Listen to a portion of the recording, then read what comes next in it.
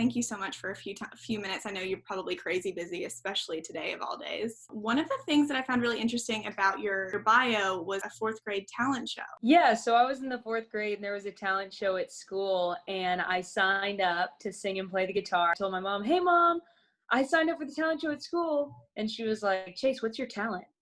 And I said, "Well, I'm going to sing and play the guitar." And she said, "Chase, you've never sung a note in your life and you don't even own a guitar." And I said, "Well, mom, you're going to have to buy me one." I was the sass master. There ended up being like a little Yamaha guitar that we had in the attic. And so I started playing that. And 2 weeks later, I played the talent show at school, played Our Song by Taylor Swift. And you had to basically hook me off the stage because from that moment I was hooked. I think from that moment on, I pretty much knew this is what I wanted. So that progressed pretty quickly for you. You were like, this is it. There was an art school that was coming around to all of the schools in the district, kind of encouraging kids to audition. And when they came to my school, I think that was the moment that I was like, I want to go to an art school. So I picked up the guitar and I started playing again. And when I got into that school, it pretty much changed my life. From there, man, I learned how to read and write music. When I was 15, I started playing out in bars in my hometown, pretty much anywhere that would let me sing a few songs. And by the time I turned 17, I was ready to move to Nashville. Yeah, so speaking of that, I think this is insane. You graduated high school early.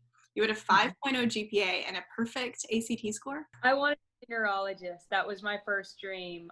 And so I wanted to come to Nashville anyway. I wanted to go to Vanderbilt. And so, there wasn't much of a difference. It was more just a different conversation between me and my parents. Like, hey, I'm still moving to Nashville, but I'm not going to go to college. I'm going to go chase this crazy dream that may or may not happen. Were your parents supportive of you moving to Nashville and pursuing music?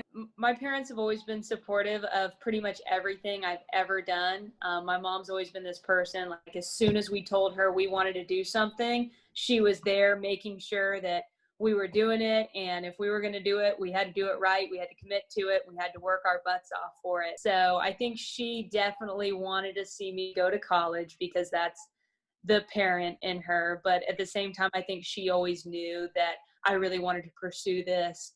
And it was funny because my last year that I was living in Charleston, I was 17 and we came to Nashville just to let me play some of the open mic nights and see what it was about. My dad walked us into an apartment complex over on Elliston Place. And he was like, "Where can I sign for the lease?" And so it was just like this really spontaneous thing. And next thing I know, like I'm living in Nashville and I'm trying to really make it in the music industry. And clearly that paid off because you just signed a record deal today. Yeah. I paid off. There's still a long road ahead of me, but I'm willing to work my rear end off for it and I'm ready to go. There's no turning back now. Tell me what that feeling was like when you found out that they were going to offer you a deal. It was the greatest feeling in the whole entire world. I think that every musician, I was going to say every young girl, but every musician literally dreams of signing to a name like Sony Music. And so to be signed to a label that's a division of Sony Music is the most humbling, most just amazing feeling in the whole world. There's like this really satisfying feeling where it's like, man, I've worked my butt off this past 4 years and somebody noticed. Sony noticed. And so it's a really great feeling. I'll never forget that feeling ever. You do have a debut single coming out October 9th. Yes. Okay, and there's some incredible writers on that song. There sure are. How did you decide that this is the one that I want to be my debut? So when I first heard this song, I was like, man, this is everything, who I am as an artist, like what I want to say, and just this is everything that I want people to hear from me when they first hear my name. So I just love the confidence behind the song and how just every woman should feel comfortable in her own skin, and everything that the song stands for is what I stand for. It's a great song. I love it. Thank you so much. And then obviously you're going to have a video coming out for it, which what I've heard about it so far is that it's going to show your fun side, but it's also going to show that you love fashion. Yes. So what can you tell me about the video? Yeah, so TikTok is such a huge thing right now, and so many people on TikTok are always doing the quick changes and showing their fashion, and I love that about the app. And so when we went in to shoot the video, like we wanted to keep that in mind. So it's a lot of outfit changes and just dancing and being confident and just having fun. Of course, shooting the video during the whole pandemic, it's just me and the video to kind of keep the number of people on the set down.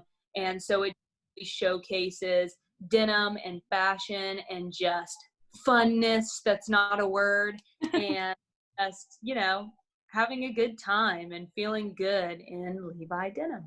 I want to ask also, since we just talked about the fact that you didn't co-write this one, you have written with some big names already. Do you have a dream co-write? Oh gosh, I have like tons of dream co-writes. I was actually talking to everybody on my team the other day, and they said, send us a list of people that you want to write with. And I said like 50 people. But Laura Belts is one that I've always wanted to write with. And it's funny because I'm cutting her sister's, I already cut and putting out one of her sister's songs. Right. But she's one that I would love to write with at some point. Of course, you have your Natalie Himbees and Nicole Gallions that I would love to write with as well. So those are three. I could go on like all day. No shortage of talented writers in the city. You've already also played some dream venues, including the Bluebird Cafe. What about a dream venue? Do you have one of those? Oh yeah. So of course the Grand Ole Opry and the Ryman are my top two where I don't think I could keep it together. So honestly, hopefully they won't get that for me anytime soon. But let me get a little bit of cockiness under my belt. And of course, I have my ones like in my hometown, the North Charleston Coliseum and stuff like that, where it's just like, oh, it's my hometown Coliseum. Like I'd love to play that sucker. But it's funny because I tweeted about you. You just signed your record deal. Your debut single's not even out yet, and there's already a lot of buzz around you. And the comparisons that I'm reading are big names. Like people are comparing you to Carrie and Taylor. And does that put any extra pressure on you as an artist? Oh gosh, I think that it definitely is very humbling because I have a lot of respect for those artists. Carrie Underwood for her voice, I think she is incredible. And Taylor for just the way that she treats people. I think that's exactly who I want to be as an artist. I just respect that so much. And I love how much time she puts into the people that got her to where she is. And so the fact that she has never lost that, and so many artists do, like, that's exactly who I want to be. I'm very humbled by those comparisons for sure, but I don't know if it necessarily adds pressure. It's more just like I said, a really humbling thing where it's like, man, like, I hope that people say that about me forever. Obviously, I can't come out to see you play right now. We're not having a lot of shows happening, so I've been checking you out on TikTok and on Facebook. So I want to ask kind of the impact social media has had for you. Yeah, I think social media is so great for so many reasons. And especially during this pandemic, it's definitely given us a way to continue to interact with other people. And so one thing that I've always loved, even before the pandemic, is getting to meet new people, talk to them and get to know them. And so I think that with the pandemic, not a lot has changed for me there. Like I have more time to get to know more people, and that's great. And I think a lot more people are on social media right now because they don't really have anything else to do. So it's been easier to meet people and get your music out there and heard. You're killing TikTok too. I was enjoying watching your videos before we chatted. What else can we expect from you this year? Yeah, I think you can expect more music coming really soon. We have a few more songs ready to go. And so hopefully you can expect those, more videos. I'm not sure exactly what to expect because I think everybody is kind of up in the air right now with the whole pandemic. Hopefully things will get worked out there and we can get back to touring and being out on the road and meeting new people and connecting with each other, because I think at the end of the day, everybody kind of needs a little bit of that right now.